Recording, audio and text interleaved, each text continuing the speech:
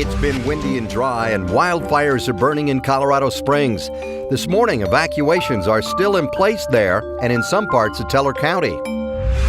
Today, Broncos wide receiver Jerry Judy will be in court.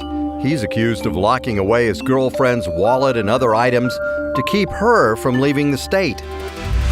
And this weekend, runners will be on the streets of Denver. It's the Colfax Marathon. We'll have a preview, plus traffic closures you should be aware of, right now on Mile High Mornings. New overnight, a fire burning in Teller County is 0% contained, and evacuation orders remain in effect this morning. The High Park fire is burning west of Cripple Creek near County Road 11. People in the Denver metro area could see the smoke from it. It's burned a little more than a half square mile. Firefighters are planning another update today. Evacuations are also still in place at a mobile home park in Colorado Springs. 8 homes were destroyed by fire there. Another grass fire on the east side of Colorado Springs also forced evacuations of about 500 homes. The Rocky Mountain Vibes minor league baseball team opened up their facility as an evacuation area. Firefighters say portions of that fire are under control. And finally, another fire canceled flights and forced the Colorado Springs airport to close.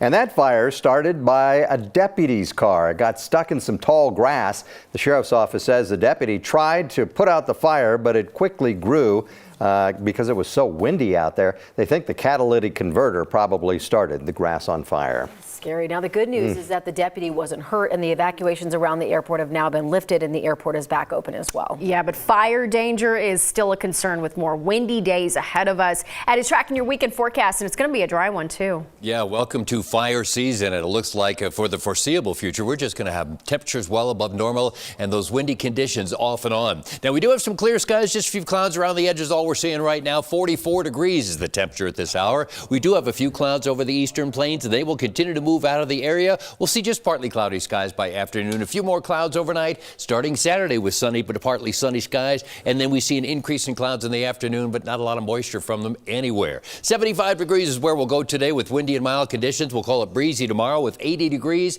And on Sunday, 81 degrees, fair and warm conditions. And Monday, a few degrees warmer as we start the week under partly cloudy skies. Ed, thank you. Just new information that we're learning. Elon Musk having to deal with another twist on his road to buy Twitter.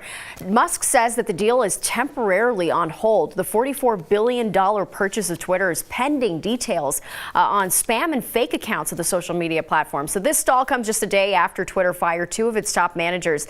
Not clear if the fake account issue could really mess up the deal. So new information, but we're still figuring it all out, too.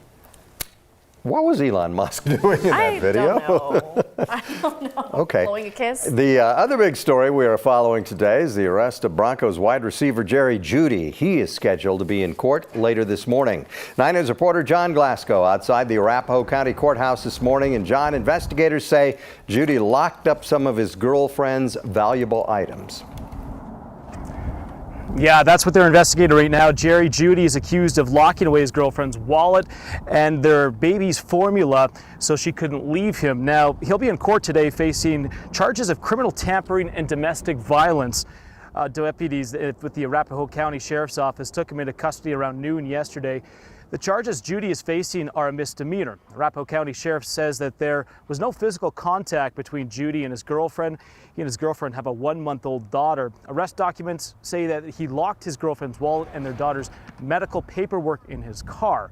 According to the documents, Judy's girlfriend said that she was trying to move back to Virginia, but couldn't leave without those items. So the Broncos, they also released a statement that they're gathering more information on what happened here. The NFL is also going to likely look at this as well. Our Broncos insider Mike Kliss says that it's possible that Jerry Judy could potentially face a 1 or 2 game suspension for this, but that has not been decided at this point. So Judy's court case gets underway here this morning in Arapahoe County Courts at 8:30 this morning. We're going to be following that, Gary. We will keep track. All right, John, thanks for that. New overnight, a teenager who disappeared in Boulder County has been found alive and, they say, unharmed. Sheriff's deputies found her at a 51-year-old man's home. His name is James Dean. The sheriff's office arrested him.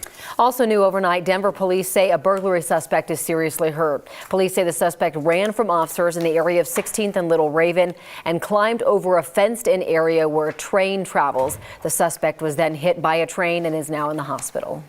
A man is in custody in connection with the armed carjacking carjacking in Broomfield and then shooting in Boulder. Police say Trenton Dunham broke into a vehicle in Greeley, stole a gun and car, then fired shots into another car and house. No one was hurt. But after that, police believe Dunham was involved in a carjacking in Broomfield before speeding off to Boulder. That's where officers chased him, caught up with him. Boulder police say the suspect pulled a gun when officers showed up. Officers fired at him when he showed a gun, but Dunham was not hit. Officers stopped the vehicle near a bus stop at Table Mesa Drive and arrested him.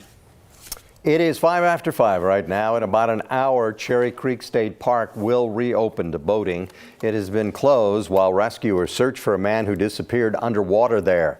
The Colorado Parks and Wildlife officers have used specialized equipment and drones to look for him, but they have not been successful. They will keep working, they say, to find the man. New homes in unincorporated Boulder County will have to be built out of more fire-safe materials. Boulder County Commissioners just approved new building codes. Boulder County has had fire-resistant building codes in mountain communities, but those codes never applied to the grassier eastern half of the county. The Marshall Fire made county leaders realize that needs to change. New homes will have to be built with ignition-resistant materials. There are also rules about maintaining defensible space around homes. And new this morning, we're getting a look at what the new Montbello High School will look like once renovations are finished. The school released these renderings last night. They're doing a 2-year project to renovate the building, including a new cafeteria, gym, library, parking lot, and common area for students. The first phase of construction will start next month. Everything should be finished by 2024. I'll bet those students are excited about that. Yeah, it looks nice. We are taking a live look at Denver right now. The sun just starting to come up over the horizon there. Early on this Friday morning, let's head over to Erica and get your first check of the drive. Yeah, right now, so far, so good as you get ready to head out the door this Friday. I'd say you can hang out, maybe hit the snooze one more time if you're not ready to get out of bed just yet and you're watching us this morning. I-25 and I-70 is in great shape so far. We're not dealing with any slow spots out here, and our map of the metro area is reflecting the same exact thing. So looking great on both sides of 270 through Commerce City at this hour between I-70 and I-25. That's only a 6-minute drive for you, 10 minutes for your commute into Commerce City on westbound 76 from E470, traveling on either side of I-25 here between downtown and the Denver Tech Center. Looking great. Your travel time 14 minutes both ways.